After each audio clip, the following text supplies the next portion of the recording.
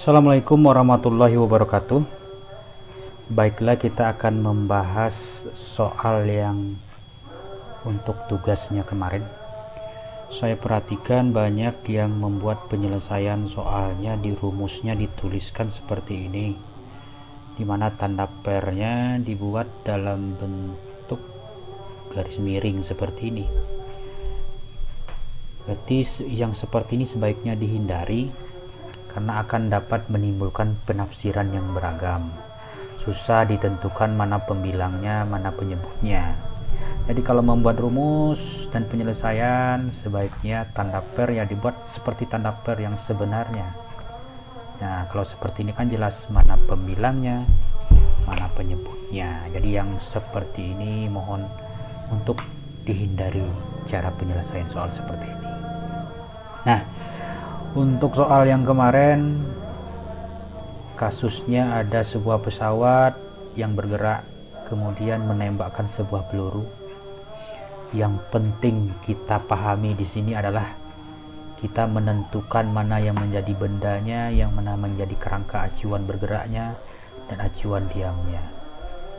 Jadi kalau pesawat menembakkan peluru, berarti pengamat yang ada di pesawat, yang ada di bumi melihat kejadian gerak dari peluru ini. Berarti peluru ini menjadi bendanya.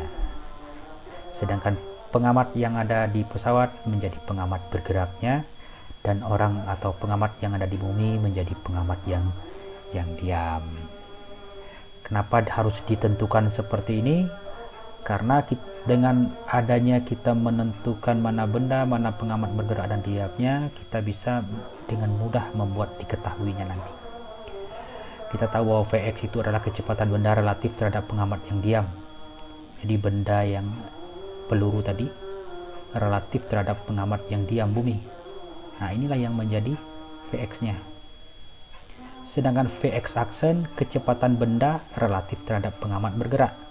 Benda pengamat bergerak. Itu disebut dengan Vx aksen. Jadi kecepatan peluru terhadap pengamat bergerak atau pesawatnya. Yang terakhir, kecepatan pengamat bergerak relatif terhadap pengamat diam, itu disebut dengan V. Jadi yang bertindak sebagai pengamat bergerak di sini pesawat, pengamat diam di sini adalah bumi, berarti kecepatan pesawat terhadap bumi itulah yang disebut dengan V. Nah, kalau kita sudah memahami ketiga hal ini, kita dengan gampang bisa membuat diketahuinya walau bagaimanapun bentuk soalnya. Kita lihat soalnya yang kemarin.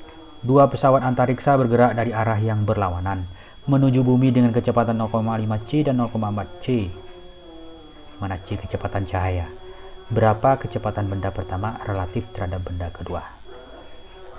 Jadi kalau bisa kita gambarkan seperti ini jadinya, ada dua pesawat ya. Yang pertama kecepatannya 0,5, yang kedua 0,4. Kita buat negatif karena bergerak saling berlawanan arah. Jadi salah satunya dibuat negatif. Kemudian tahap kedua adalah kita harus menentukan mana yang menjadi bendanya, mana yang menjadi pengamat diamnya, mana yang menjadi pengamat bergeraknya. Kalau kita lihat dari soalnya, yang ditanya di sini berapakah kecepatan benda pertama atau pesawat pertama.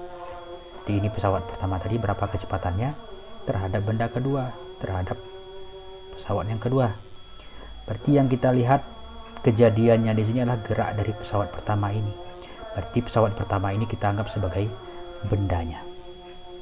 Jadi kalau pesawat ini kita anggap sebagai bendanya, berarti yang pesawat yang kedua merupakan pengamat bergeraknya, sedangkan yang ada di bumi kita sebut sebagai pengamat yang diam. Nah, kalau sudah bisa kita tentukan seperti ini, baru bisa kita buat diketahuinya. Jadi yang ditanya berapakah kecepatan benda pertama relatif terhadap benda kedua. Di benda pertama yang ditanya. Jadi yang 0,5 C ini apa sih? Kita tahu 0,5 C ini kecepatan benda terhadap bumi. Karena bumi adalah pengamat diam, berarti kecepatan benda terhadap pengamat diam.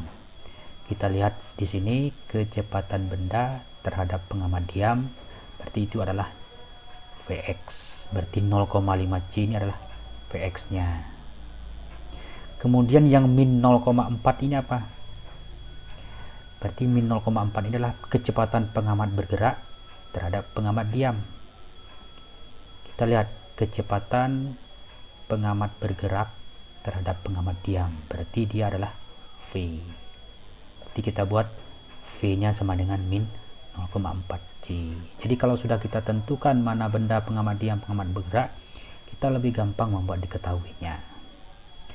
Nah, yang ditanya kecepatan benda pertama relatif terhadap benda kedua. Benda pertama ini relatif terhadap benda kedua, atau kecepatan benda terhadap pengamat bergerak. Berarti yang ditanya kecepatan benda terhadap pengamat yang kecepatan benda terhadap pengamat bergerak, maka dia adalah Vx aksen. Berarti yang ditanya Vx aksennya itu berapa. Nah, kalau sudah jelas mana yang diketahui, mana yang ditanya, berarti kita sudah bisa menentukan persamaannya. Berarti persamaan yang kita gunakan kalau menurut relativitas Einstein, ini dia. Vx aksen sama dengan Vx kurang V per 1 kurang Vx kali V per C kuadrat. Nah, baru kita masukkan nilainya. Vx nilainya adalah 0,5 C, V min 0,4, kita masukkan nilainya 0,5 dikurang min 0,4, kemudian dibagi 1 kurang 0,5 C dikali min 0,4. Min kali min positif, termasuk yang di bawahnya min kali min juga positif, sehingga jadi tanda tambah semuanya. 0,5 tambah 0,4, 1 ditambah 0,5 kali 0,4, 5 kali 4 20, berarti 0,2. Kemudian C nya habis dibagi, berarti yang tersisa 0,9 C dibagi 1 tambah 0,2. 1 tambah 0,2 sama dengan 1,2, berarti 0,9 C dibagi 1,2. Makanya dapat hasilnya 0,75 C. Nah, itu penyelesaiannya.